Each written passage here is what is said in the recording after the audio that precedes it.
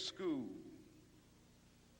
and when you discover what you're going to be in life, set out to do it as if God Almighty called you at this particular moment in history to do it. And just don't set out to do a good Negro job, but do a good job that anybody could do. Don't set out to be just a good Negro doctor, a good Negro lawyer, a good Negro school teacher, a good Negro preacher, a good Negro barber, a beautician, a good Negro skilled laborer. For if you set out to do that, you have already flunked your matriculation exam for entrance into the University of Integration. Set out to do a good job and do that job so well that the living, the dead, or the unborn couldn't do it any better.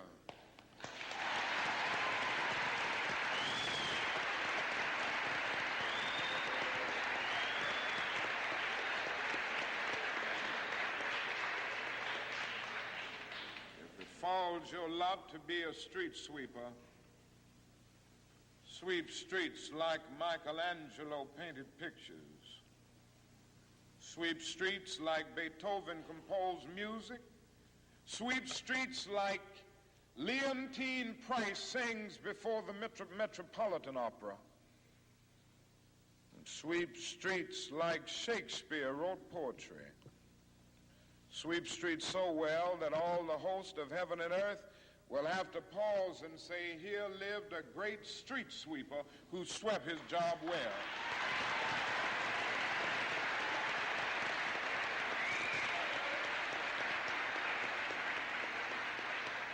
If you can't be a pine on the top of the hill, be a scrub in the valley.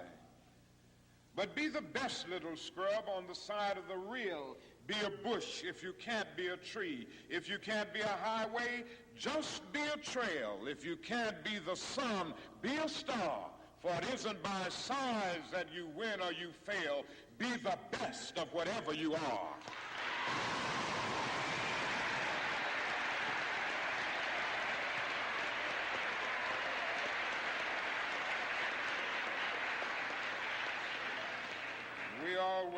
We already have some noble examples of black men and black women who demonstrated to us that human nature cannot be cataloged. They in their own lives have walked through long and desolate nights of oppression, and yet they've risen up and plunged against cloud-filled nights of affliction, new and blazing stars of inspiration. And so from an old slave cabin of Virginia's hills, Booker T. Washington rose up to be one of America's great leaders. He lit a torch in Alabama, and darkness fled in that setting. Yes, you should know this because it's in your own city. From a poverty-stricken area of Philadelphia, Pennsylvania, Marian Anderson rose up to be the world's greatest contralto, so that a Toscanini could say that a voice like this comes only once in a century. And Sibelius of Finland could say, my roof is too low for such a voice, from the red hills of Gordon County, Georgia. And the arms of a mother who could neither read nor write, Roland Hayes rose up to be one of the world's great singers and carried his melodious voice into the palaces and mansions of kings and queens. From crippling circumstances, there came a George Washington Carver to carve for himself an imperishable niche in the annals of science. There was a star in the diplomatic sky. And then came Ralph Bunce, the grandson of a slave preacher. And he reached up and grabbed it and allowed it to shine in his life with all of its scintillating beauty. There was a star in the athletic sky. And Then came Jackie Robinson in his day, and Willie Mays in his day with their powerful bats and their calm spirits. Then came Jesse Owens with his fleet and dashing feet. Then came Joe Louis and Muhammad Ali with their educated fists. All of them came to tell us that we can be somebody, and to justify the conviction of the poet, fleecy locks and black complexion cannot forfeit nature's claim. Skin may differ, but affection dwells in black and white the same. And if I were so tall as to reach the pole, or to grasp the ocean at a span, I must be measured by my soul. The mind is the standard of the man. And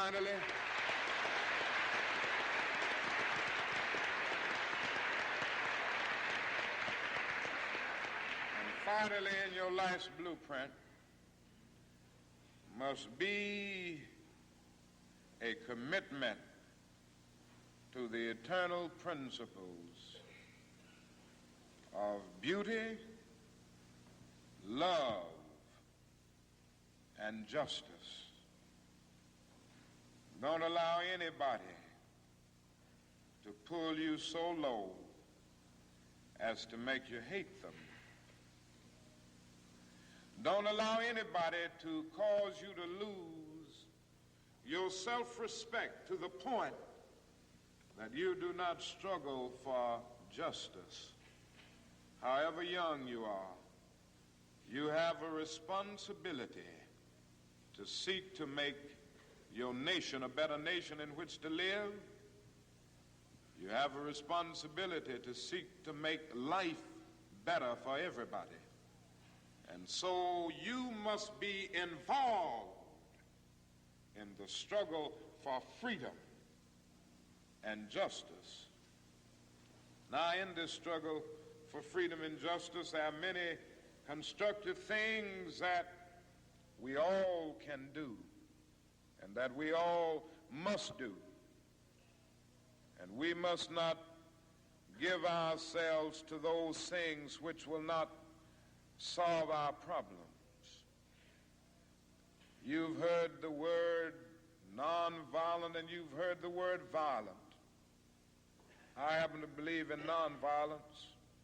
We struggle with this method with young people and adults alike all over the South, and we have won some significant victories, and we've got to struggle with it all over the North because the problems are as serious in the North as they are in the South.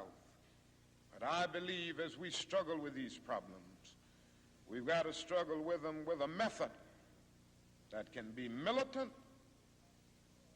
but at the same time does not destroy life or property. And so our slogan must not be burn, baby, burn. It must be build, baby, build. Organize, baby, organize.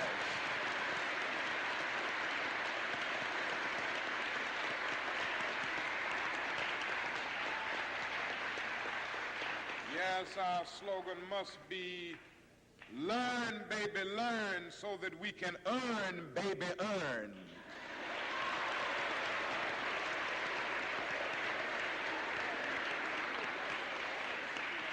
And with a powerful commitment, I believe that we can transform dark yesterdays of injustice into bright tomorrows of justice and humanity. Let us keep going toward the goal of selfhood, toward the realization of the dream of brotherhood, and toward the realization of the dream of understanding goodwill. Let nobody stop us. I close by quoting once more the man that the young lady quoted, that magnificent black bard who has now passed on, Langston Hughes. One day he wrote a poem entitled Mother to Son. The mother didn't always have her grammar right, but she uttered words of great symbolic profundity. Well, son, I'll tell you, life for me ain't been no crystal stad. It's had tacks in it. Boards torn up, places with no carpet on the floor, bare. But all the time, I's been a climbing on and reaching landings and turning corners and sometimes going in the dark where there ain't been no light. So, boy, don't you stop now. Don't you sit down on the steps because you find this kind of hard. But I's still going, boy. I's still climbing. And life for me ain't been no crystal stair. Well, life for none of us has been a crystal stair. But we must keep moving. We must keep going. If you can't fly, run. If you can't run, walk. If you can't walk, crawl. But by all means, keep moving.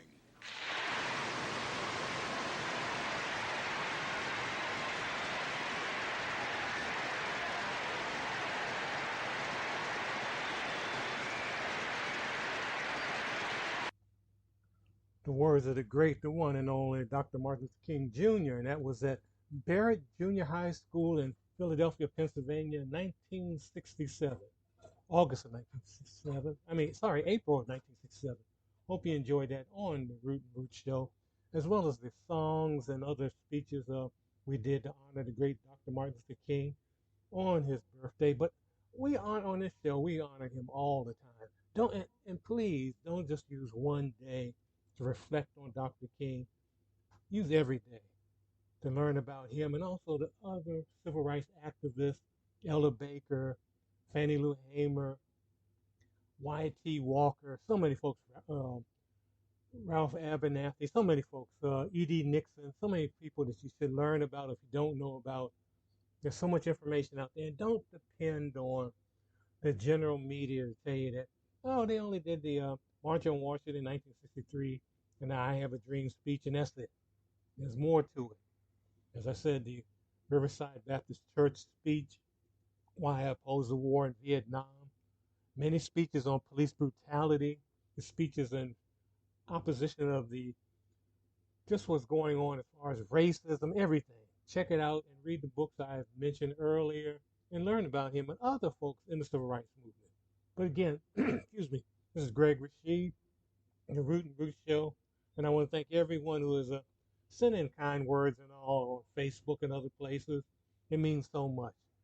And I hope to see you next time, and just always honor Dr. Martin Luther King Jr. So we'll see you next time on the show and help somebody in need, as he always says. Help somebody in need, a senior in your neighborhood, a young person, whoever you can. Do your share, do your part. We're still under this whole pandemic. Omicron is everywhere. So do your part. Do what you can. If you can help with seniors as far as shoveling snow, some of you who are going through winter now, if you can help a senior as far as getting groceries for them, keeping a social distancing, if you help a young person as far as their education by buying them a laptop, a tablet, helping them with their Wi-Fi, paying for that, that helps so much. So please do your part. Help someone in need, because when you help someone in need, you're helping yourself. You make yourself feel good all over. You help that person, that community, feel great all over. So this is Greg Rashid. See you next time on the Root and Root Show.